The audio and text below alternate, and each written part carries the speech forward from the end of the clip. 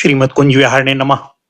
श्री स्वामी हरिदास जतीतराम, श्री युगल सरकार, सदगुरुदेव और आप सभी रसिक भक्तवृंदों के श्री चरणों में दास का साष्टांग दंडवत प्रणाम। आज श्रीमद् भागवत महापुराण के एकादश स्कंद के अंतर्गत 7वां अध्याय अवधूतोपाख्यान, पृथ्वी से लेकर कबूतर तक 8 गुरुओं की कथा। भगवान श्री कृष्ण ने कहा, महाभाग्यवान उद्धव, तुमने मुझसे जो कुछ कहा है मैं वही करना चाहता हूं। ब्रह्मा, शंकर और इंद्रादि लोकपाल भी अब यही चाहते हैं कि मैं उनके लोकों में होकर अपने धाम को चला जाऊं। पृथ्वी पर देवताओं का जितना काम करना था उसे मैं पूरा कर चुका। इसी काम के लिए ब्रह्मा जी की प्रार्थना से मैं बलराम जी के साथ अवतीर्ण हुआ था। अब यह यदुवंश जो ब्राह्मणों के शाप से भस्म हो चुका है, पारस्परिक फूट और युद्ध से नष्ट हो जाएगा। आज के 7वें दिन समुद्र इस पूरी द्वारका को डुबो देगा। प्यारे उद्धव, जिस क्षण मैं मृत्युलोक का परित्याग कर दूंगा उसी क्षण इसके सारे मंगल नष्ट हो जाएंगे और थोड़े ही दिनों में पृथ्वी पर कलयुग का बोलबाला हो जाएगा। जब मैं इस पृथ्वी का त्याग कर दूं तब तुम इस पर मत रहना, क्योंकि साधु उद्धव, कलयुग में अधिकांश लोगों की रुचि अधर्म में ही होगी। अब तुम अपने आत्मीय स्वजन और बंधु बांधवों का स्नेह संबंध छोड़ दो और अनन्य प्रेम से मुझ में अपना मन लगाकर समदृष्टि से पृथ्वी में स्वच्छंद विचरण करो।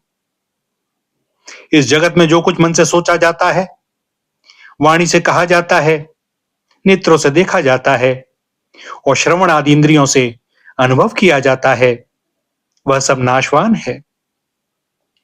स्वप्न की तरह मन का विलास है, इसलिए माया मात्र है, मिथ्या है, ऐसा समझ लो। जिस पुरुष का मन अशांत है, असंयत है, उसी को पागल की तरह अनेकों वस्तुएं मालूम पड़ती हैं।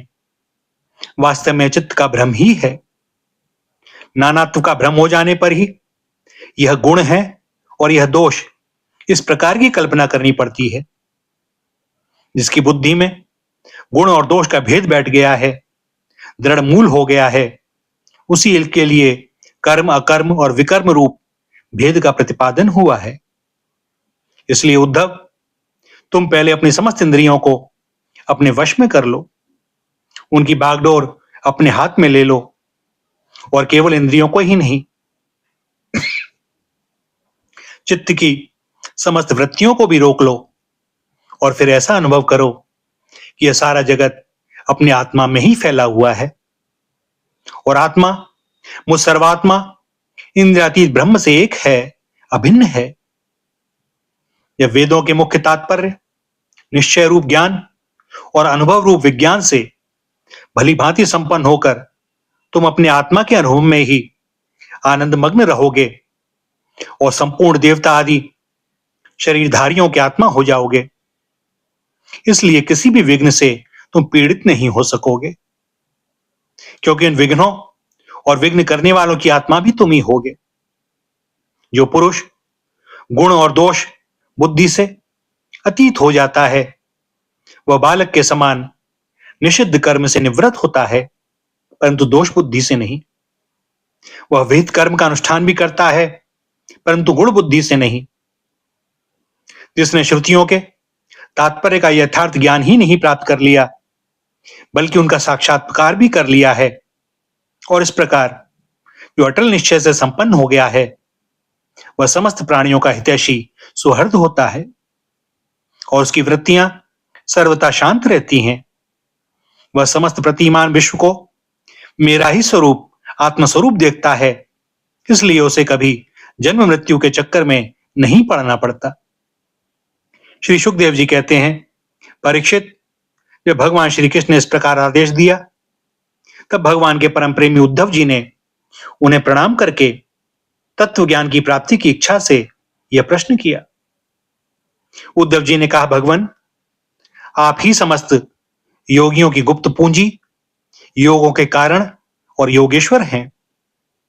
आप ही समस्त योगों के आधार, उनके कारण और योग स्वरूप भी हैं। आपने मेरे परम कल्याण के लिए उस संन्यास रूप त्याग का उपदेश किया है, परंतु अनंत, जो लोग विषयों के चिंतन और सेवन में घुल मिल गए हैं, विषयात्मा हो गए हैं, उनके लिए विषय भोगों और कामना का त्याग अत्यंत कठिन है।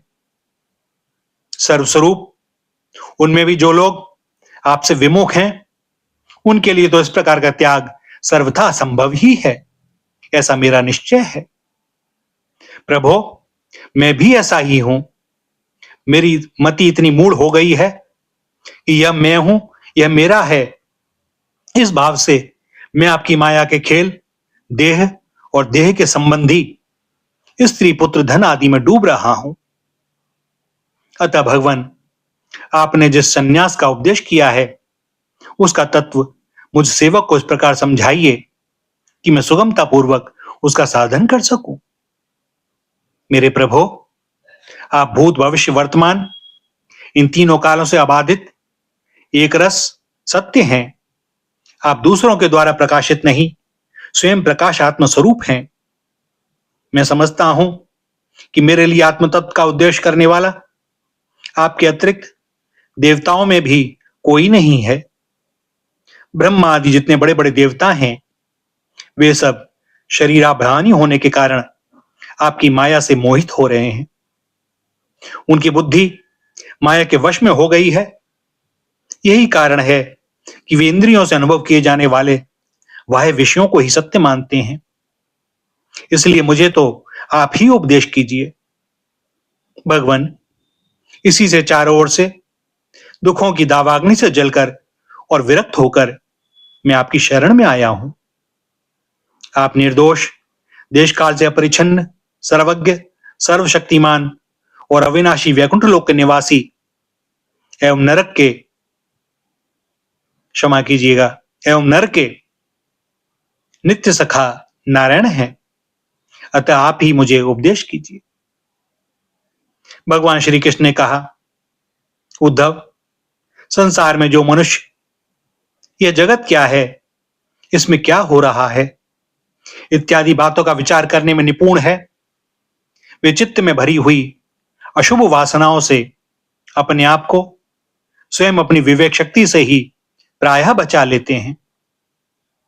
समस्त प्राणियों का, विशेषकर मनुष्य का आत्मा अपने हित और अहित का उपदेशक गुरु है, क्योंकि मनुष्य अपने प्रत्यक्ष अनुभव और अनुमान के द्वारा अपने हित अहित का निर्णय करने में पूर्णतः समर्थ है। सांख्य योग विशारद धीर पुरुष इस मनुष्य योनि में इंद्रिय शक्ति, मन शक्ति आदि के आश्रयभूत मुझ आत्म तत्व को पूर्णतः प्रकट रूप से साक्षात्कार कर लेते हैं। मैंने एक पैर वाले, दो पैर वाले, तीन पैर वाले, चार पैर वाले, चार से अधिक पैर वाले और बिना पैर के इत्यादि अनेक प्रकार के शरीरों का निर्माण किया है। उनमें मुझे सबसे अधिक प्रिय मनुष्य का ही शरीर है। इस मनुष्य शरीर में एकाग्रचित्त, तीक्ष्ण बुद्धि, पुरुष, बुद्धि आदि ग्रहण किए जाने वाले हेतुओं से, जिनसे कि अनुमान भी होता है, अनुमान से अग्रह अर्थात अहंकार आदि विषयों से भिन्न मुझ सर्व प्रवर्तक ईश्वर को साक्षात अनुभव करते हैं। भैया, ये अनुसंधान दो प्रकार के होते हैं। एक, स्वप्रकाश तत्व स्वप्रकाश तत्व के बिना बुद्धि आदि जड़ पदार्थों का प्रकाश नहीं हो सकता। इस प्रकार अर्थापत्ति के द्वारा और जैसे वशीला आदि औजार किसी कर्ता के द्वारा प्रयुक्त होते हैं, इसी प्रकार यह बुद्धि आदि औजार किसी कर्ता के द्वारा ही प्रयुक्त हो रहे हैं। परंतु इसका यह अर्थ नहीं है कि आत्मा अनुमानिक है। यह तो देहादि से विलक्षण तम पदार्थ के शोधन की युक्ति मात्र है। इस विषय में महात्मा लोग प्राचीन इतिहास कहा करते हैं। वह इतिहास परम तेजस्वी अवधूत दत्तात्रेय और राजा यदु के संवाद के रूप में है। एक बार धर्म के मर्मज्ञ राजा यदु ने देखा कि एक त्रिकालदर्शी तरुण अवधूत ब्राह्मण निर्भय विचर रहे हैं, तब उन्होंने उनसे यह प्रश्न किया। राजा यदु ने पूछा, ब्राह्मण, आप कर्म तो करते नहीं, फिर आपको यह अत्यंत निपुण बुद्धि कहां से प्राप्त हुई, जिसका आश्रय लेकर आप परम विद्वान होने पर भी बालक के समान संसार में विचरते रहते हैं। ऐसा देखा जाता है कि मनुष्य आयु, यश अथवा सौंदर्य संपत्ति आदि की अभिलाषा लेकर ही धर्म, अर्थ, काम अथवा तत्व जिज्ञासा में प्रवृत्त होते हैं। अकारण कहीं किसी की प्रवृत्ति नहीं देखी जाती। मैं देख रहा हूं कि आप कर्म करने में समर्थ, विद्वान और निपुण हैं। आपका भाग्य और सौंदर्य भी प्रशंसनीय है। आपकी वाणी से तो मानो अमृत टपक रहा है, फिर भी आप जड़, उन्मत्त अथवा पिशाच के समान रहते हैं। न तो कुछ करते हैं और न चाहते ही हैं। संसार के अधिकांश लोग काम और लोभ के दावानल से जल रहे हैं, परंतु आपको देखकर ऐसा मालूम होता है कि आप मुक्त हैं। आप तक उसकी आंच भी नहीं पहुंच पाती। ठीक वैसे ही जैसे कोई हाथी वन में दावाग्नि लगने पर उससे छूटकर गंगा जल में खड़ा हो। ब्राह्मण, आप पुत्र, स्त्री, धन आदि संसार के स्पर्श से भी रहित हैं। आप सदा सर्वदा अपने केवल स्वरूप में ही स्थित रहते हैं। हम आपसे पूछना चाहते हैं कि आपको अपने आत्मा में ही ऐसे अनिवर्चनीय आनंद का अनुभव कैसे होता है? आप कृपा करके अवश्य बतलाइए। भगवान श्री कृष्ण ने कहा, उद्धव, हमारे पूर्वज महाराज यदु की बुद्धि शुद्ध थी। उनके हृदय में ब्राह्मण भक्ति थी। उन्होंने परम भाग्यवान दत्तात्रेय जी का अत्यंत सत्कार करके यह प्रश्न पूछा और बड़े विनम्र भाव से सिर झुकाकर वे उनके सामने खड़े हो गए। अब दत्तात्रेय जी ने कहा, ब्रह्मवेत्ता दत्तात्रेय जी ने कहा, राजन, मैंने अपनी बुद्धि से बहुत से गुरुओं का आश्रय लिया है। उनसे शिक्षा ग्रहण करके मैं इस जगत में मुक्त भाव से स्वच्छंद विचरता हूं। तुम उन गुरुओं के नाम और उनसे ग्रहण की हुई शिक्षा सुनो। मेरे गुरुओं के नाम हैं पृथ्वी, वायु, आकाश, जल, अग्नि, चंद्रमा, सूर्य, कबूतर, अजगर, समुद्र, पतंग, भौरा, हाथी, शहद निकालने वाला, हरिण, मछली, पिंगला वेश्या, कुकुर पक्षी, बालक, कुंवारी कन्या, बाण बनाने वाला, सर्प, मकड़ी और भृंगी कीट। राजन, मैंने इन 24 गुरुओं का आश्रय लिया है और इन्हीं के आचरण से इस लोक में अपने लिए शिक्षा ग्रहण की है। वीरवर ययाति नंदन, मैंने जिससे जिस प्रकार जो कुछ सीखा है वह सब ज्यों का त्यों तुमसे कहता हूं, सुनो। मैंने पृथ्वी से उसके धैर्य की, क्षमा की शिक्षा ली है। लोग पृथ्वी पर कितना आघात और क्या क्या उत्पात नहीं करते, परंतु वह न तो किसी से बदला लेती है, न रोती चिल्लाती है। संसार के सभी प्राणी अपने अपने प्रारब्ध के अनुसार चेष्टा कर रहे हैं। वे समय समय पर भिन्न भिन्न प्रकार से जान या अनजान में आक्रमण कर बैठते हैं। धीर पुरुष को चाहिए कि उनकी विवशता समझे, न तो अपना धीरज खोवे और न क्रोध करे। अपने मार्ग पर ज्यों का त्यों चलता रहे। पृथ्वी के ही विकार, पर्वत और वृक्ष से मैंने यह शिक्षा ग्रहण की है कि जैसे उनकी सारी चेष्टाएं सदा सर्वदा दूसरों के हित के लिए ही होती हैं, बल्कि यूं कहना चाहिए कि उनका जन्म ही एकमात्र दूसरों का हित करने के लिए ही हुआ है। साधु पुरुष को चाहिए कि उनकी शिष्यता स्वीकार करके उनसे परोपकार की शिक्षा ग्रहण करे। मैंने शरीर के भीतर रहने वाले वायु, प्राणवायु से यह शिक्षा ग्रहण की है कि जैसे वह आहार मात्र की इच्छा रखता है और उसकी प्राप्ति से ही संतुष्ट हो जाता है, वैसे ही साधक को भी चाहिए कि जितने से जीवन निर्वाह हो जाए उतना भोजन कर ले। इंद्रियों को तृप्त करने के लिए बहुत से विषय ना चाहे। संक्षेप में उतने ही विषयों का उपयोग करना चाहिए जिनसे बुद्धि विकृत ना हो, मन चंचल ना हो और वाणी व्यर्थ की बातों में न लग जाए। शरीर के बाहर रहने वाली वायु से मैंने यह सीखा है कि जैसे वायु को अनेक स्थानों में जाना पड़ता है, परंतु वह कहीं भी आसक्त नहीं होता, किसी का भी गुण दोष नहीं अपनाता, वैसे ही साधक पुरुष भी आवश्यकता होने पर विभिन्न प्रकार के धर्म और स्वभाव वाले विषयों में जाए, परंतु अपने लक्ष्य पर स्थिर रहे, किसी के गुण या दोष की ओर न झुक न जाए, किसी से आसक्ति या द्वेष न कर बैठे। गंध वायु का गुण नहीं, पृथ्वी का गुण है, परंतु वायु को गंध का वहन करना पड़ता है। ऐसा करने पर भी वायु शुद्ध ही रहता है, गंध से उसका संपर्क नहीं होता।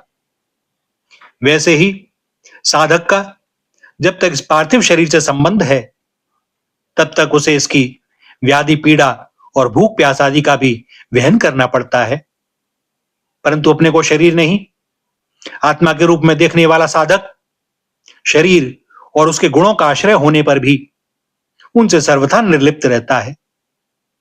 राजन, जितने भी घट मठ आदि पदार्थ हैं, वे चाहे चल हो या चल, उनके कारण भिन्न भिन्न प्रतीत होने पर भी वास्तव में आकाश एक और अपरिच्छिन्न ही है। वैसे ही चराचर जितने भी सूक्ष्म स्थूल शरीर हैं, उनमें आत्मा रूप से सर्वत्र स्थित होने के कारण ब्रह्म सभी में है। साधक को चाहिए कि सूत की मणियों में व्याप्त सूत के समान आत्मा को अखंड और असंग रूप से देखे। वह इतना विस्तृत है कि उसको तुलना कुछ कुछ आकाश से ही की जा सकती है। इसलिए साधक को आत्मा की आकाश रूपता की भावना करनी चाहिए। आग लगती है, पानी बरसता है, अन्न आदि पैदा होते हैं, नष्ट होते हैं, वायु की प्रेरणा से बादल आदि आते हैं, चले जाते हैं। यह सब होने पर भी आकाश अछूता रहता है। आकाश की दृष्टि से यह सब कुछ है ही नहीं। इसी प्रकार भूत वर्तमान और भविष्य के चक्कर में न जाने किन किन नाम रूपों की सृष्टि और प्रलय होते हैं, परंतु आत्मा के साथ उनका कोई संस्पर्श नहीं है।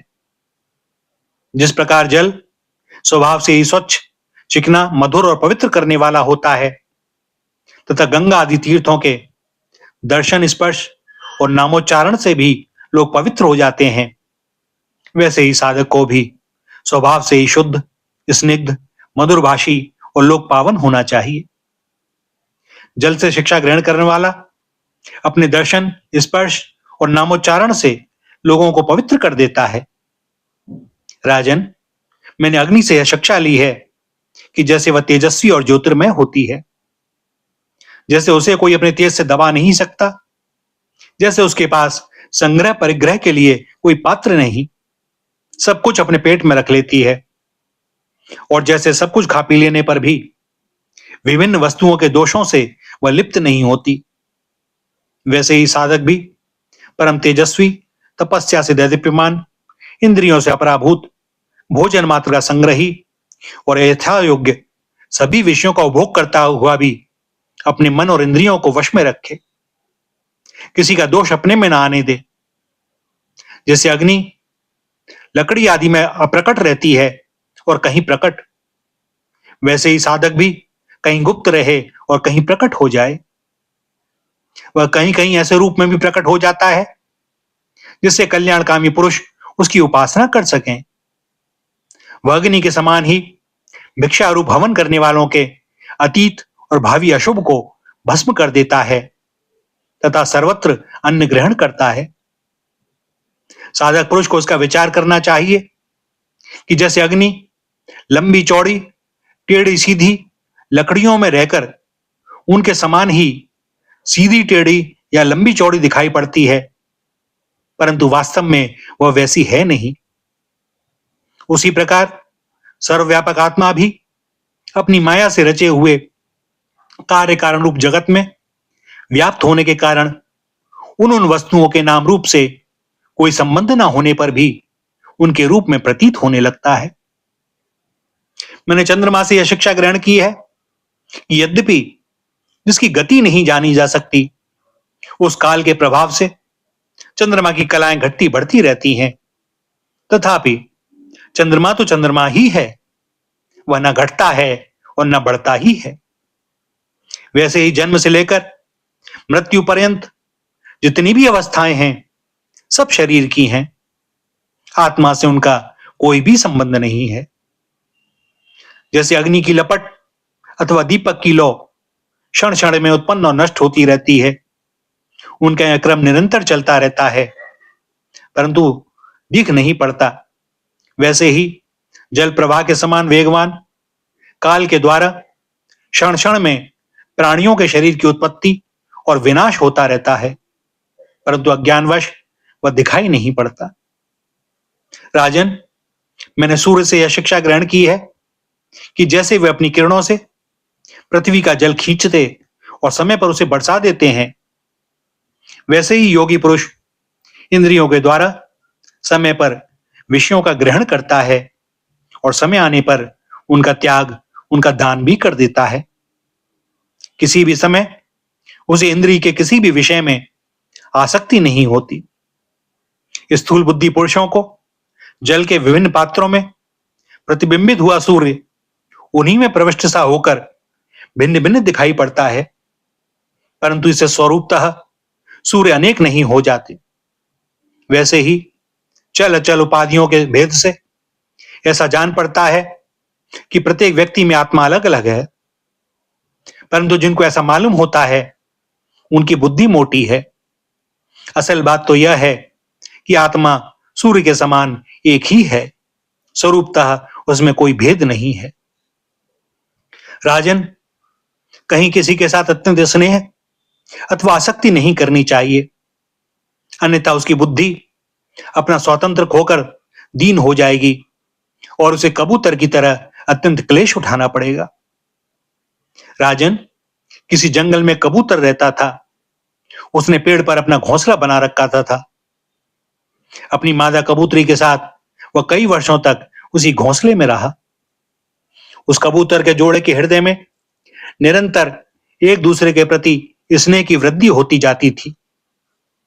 वे गृहस्थ धर्म में इतने आसक्त हो गए थे कि उन्होंने एक दूसरे की दृष्टि से दृष्टि, अंग से अंग और बुद्धि से बुद्धि को बांध रखा था।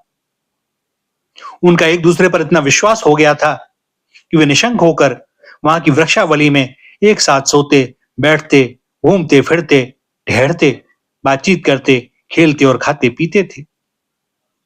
राजन, कबूतरी पर कबूतर का इतना प्रेम था कि वह जो कुछ चाहती, कबूतर बड़े से बड़ा कष्ट उठाकर उसकी कामना पूर्ण करता।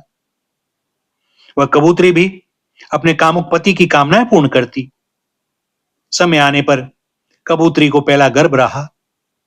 उसने अपने पति के पास ही घोंसले में अंडे दिए। भगवान की अचिंत्य शक्ति से समय आने पर वे अंडे फूट गए और उनमें से हाथ पैर वाले बच्चे निकल आए। उनका एक एक अंग और रोएं अत्यंत कोमल थे। अब उन कबूतर कबूतरी की आंखें अपने बच्चों पर लग गईं। वे बड़े प्रेम और आनंद से अपने बच्चों का लालन पालन, लाड़ प्यार करते और उनकी मीठी बोली, उनकी गुटरगू सुन सुनकर आनंद मग्न हो जाते। बच्चे तो सदा सर्वदा प्रसन्न रहते ही हैं। वे जब अपने सुकुमार पंखों से माँ बाप का स्पर्श करते, कूजते, भोली भाली चेष्टाएं करते और फुदक फुदक कर अपने माँ बाप के पास दौड़ आते, तब कबूतर कबूतरी आनंद मग्न हो जाते। राजन, सच पूछो तो वे कबूतर कबूतरी भगवान की माया से मोहित हो रहे थे। उनका हृदय एक दूसरे के स्नेह बंधन से बंध रहा था। वे अपने नन्हे नन्हे बच्चों के पालन पोषण में इतने व्यग्र रहते थे कि उन्हें दीन दुनिया, लोक परलोक की याद ही ना आती। एक दिन दोनों नरमादा अपने बच्चों के लिए चारा लाने जंगल में गए हुए थे, क्योंकि अब उनका कुटुंब बहुत बढ़ गया था। वे चारे के लिए चिरकाल तक जंगल में चारों ओर विचरते रहे। इधर एक बहेलिया घूमता घामता संयोगवश उनके घोंसले की ओर आ निकला। उसने देखा कि घोंसले के आसपास कबूतर के बच्चे फुदक रहे हैं। उसने जाल फैलाकर उन्हें पकड़ लिया। कबूतर कबूतरी बच्चों को खिलाने पिलाने के लिए हर समय उत्सुक रहा करते थे। अब वे चारा लेकर अपने घोंसले के पास आए। कबूतरी ने देखा कि उसके नन्हे नन्हे बच्चे, उसके हृदय के टुकड़े जाल में फंसे हुए हैं और दुख से चें चें कर रहे हैं। उन्हें ऐसी स्थिति में देखकर कबूतरी के दुख की सीमा ना रही। वह रोती चिल्लाती उनके पास दौड़ गई। भगवान की माया से उसका चित्त अत्यंत दीन दुखी हो रहा था। वह मुड़ते हुए स्नेह की रस्सी से जकड़ी हुई थी। अपने बच्चों को जाल में फंसा देखकर उसे अपने शरीर की भी सुध बुध ना रही और वह स्वयं ही जाकर जाल में फंस गई। जब कबूतर ने देखा कि मेरे प्राणों से भी प्यारे बच्चे जाल में फंस गए और मेरी प्राण प्रिय पत्नी भी उसी दशा में पहुंच गई, तब वह अत्यंत दुखित होकर विलाप करने लगा। सचमुच उस समय उसकी दशा अत्यंत दयनीय थी। मैं अभागा हूं, दुर्मति हूं। हाय हाय, मेरा तो सत्यानाश हो गया। देखो देखो, न मुझे भी तृप्ति हुई और न मेरी आशाएं ही पूरी हुई। तब तक मेरा धर्म, अर्थ और काम का मूल यह गृहस्थाश्रम ही नष्ट हो गया। हाय मेरी प्राण प्यारी, मुझे ही अपना इष्ट देव समझती थी। मेरी एक एक बात मानती थी, मेरे संकेत पर नाचती थी, सब तरह से मेरे योग्य थी। आज वह मुझे सूने घर में छोड़कर हमारे सीधे साधे निश्चल बच्चों के साथ स्वर्ग सिधार रही है। मेरे बच्चे मर गए, मेरी पत्नी जाती रही। मेरा अब संसार में काम ही क्या है? मुझ दीन का यह विधुर जीवन, बिना गृहिणी का जीवन, जलन का, व्यथा का जीवन है। अब मैं सूने घर में किसके लिए जीऊं? राजन, कबूतर के बच्चे जाल में फंसकर तड़फड़ा रहे थे। स्पष्ट दिखाई दे रहा था कि वे मौत के पंजे में हैं, परंतु वह मूर्ख कबूतर यह सब देखते हुए भी इतना दीन हो रहा था कि स्वयं जानबूझकर जाल में कूद पड़ा। राजन, वह बहेलिया बड़ा क्रूर था। गृहस्थाश्रमी कबूतर कबूतरी और उनके बच्चों के मिल जाने से उसे बड़ी प्रसन्नता हुई। उसने समझा मेरा काम बन गया और वह उन्हें लेकर चलता बना। जो कुटुंबी हैं, विषयों और लोगों के संग साथ में ही जिसे सुख मिलता है, एवं अपने कुटुंब के भरण पोषण में ही जो सारी सुध बुध खो बैठा है, उसे कभी शांति नहीं मिल सकती। वह उसी कबूतर के समान अपने कुटुंब के साथ कष्ट पाता है। यह मनुष्य शरीर मुक्ति का खुला हुआ द्वार है। इसे पाकर भी जो कबूतर की तरह अपनी घर गृहस्थी में ही फंसा हुआ है, वह बहुत ऊंचे तक चढ़कर गिर रहा है। शास्त्र की भाषा में वह आरूढ़ च्युत है। भैया, यहां पर एकादश स्कंद के 7वें अध्याय का समापन होता है और दास को अनुमति दें आज के लिए वाणी को विराम देने की। आगे श्री हरि की जैसी जो इच्छा। श्री राधा, श्री राधा, श्री राधा।